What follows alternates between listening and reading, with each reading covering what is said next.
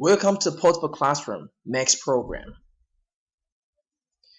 Noun clause, wish clause versus hope clause. Today we're going to talk about how to use wish clauses and how to use hope clauses. First of all, we have to know that a wish clause or hope clause, it's a noun clause. We place a noun clause right after a verb to be used as the object of that verb. Or we can place a noun clause before a verb to be used as the subject in the sentence. Before we get into the detail, first let's compare these two situations. You can see one is for hope, the other one is for wish. Let's look at the sentences for hope. We know that a team is practicing for tomorrow's game at the moment, so they are practicing on the court. And the students say, I hope our team wins the game tomorrow. You can see that hope following tense is used in the present tense. It is a present tense sentence. Our team, third person singular with an S after the verb win. So let's talk about something that they hope that will happen tomorrow. And the B say, I hope so too. Let's look at the example for wish. Tom lives in Boston. So the fact is Tom lives in Boston. And Tom said, New York is such a nice city. I wish I lived in New York. Now, this is a wish clause. You can see that the sentence after the wish clause is written in the past tense, not the present tense. Lived. So, what's the differences between the two? First of all, we know that we use the present tense after hope, and this sentence can also be rewritten into future tense. We can say, I hope our team will win the game tomorrow. So it's okay also to use future tense. As for wish, we use the past tense after wish. Okay, so simple conclusion about the format. After hope, we use either the present tense or the future tense. After wish, we use the past tense. How about the meaning? Now, hope, as you can see from this example, is talking about that a person hopes something good or something nice will happen tomorrow, so it's in hope towards tomorrow. And wish, on the other hand, the fact is the person lived in Boston. He doesn't live in New York, but he loves New York, so he wishes he lived in New York. But the truth remains, he lives in Boston.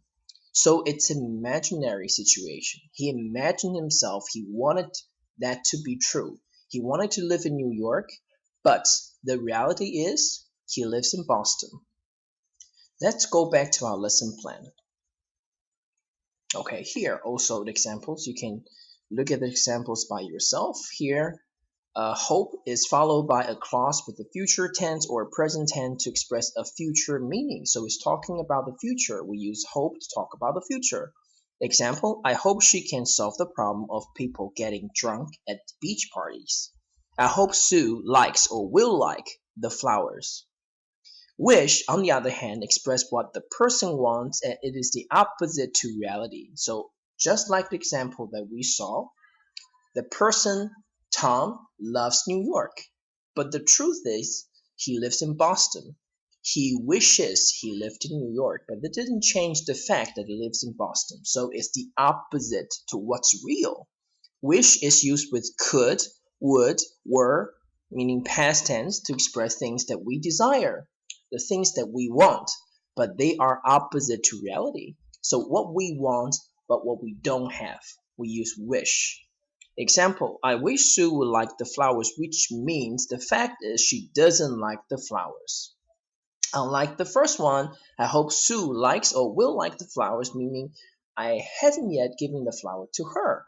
And I hope when I give her the flower, she will like it.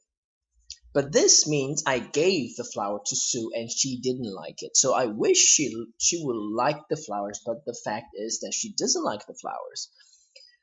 I wish I had enough money to help you. In fact, I don't have enough money to do so. Point number 3 for wish.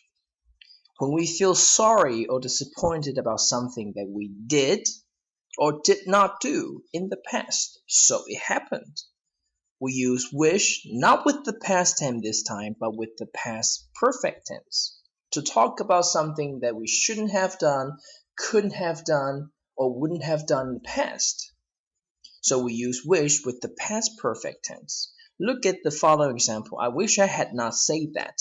You can see that wish clause is followed by a sentence written in the past perfect tense, had, not, hadn't, say.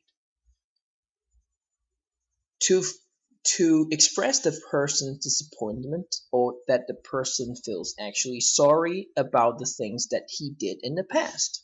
But what's the fact? The fact is the person, I say that and I wish I hadn't, but I did. Let's look at 2 more examples. You can see over here, wish plus the past perfect tense. In situation number 1, I didn't study hard enough, so I messed up my midterm exam. So the truth is, it happened. I didn't study hard enough, and I messed up my midterm exam. So what do I wish? I wish I, past perfect tense, had studied harder. I wish I had studied harder, so maybe there's a chance I would have passed the exam, but the truth remains I didn't. Situation number 2. Sue didn't listen to Bob's advice. Oh, sorry, there's a mistake. Bob's advice. So she made a terrible mistake. So it happened. She made a terrible mistake because she didn't listen to Bob's advice. So what does she wish? She wishes she, past perfect tense, had listened to Bob's advice. Then maybe she would have avoided making a terrible mistake. But the truth is, she made a terrible mistake because she didn't listen to Bob.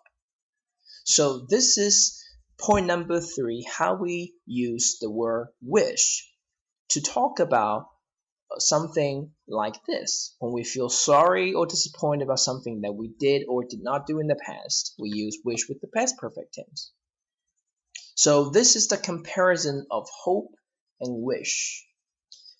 Do not forget to do the exercises over here to get a clearer view of how exactly you can use hope and wish. Thank you for listening.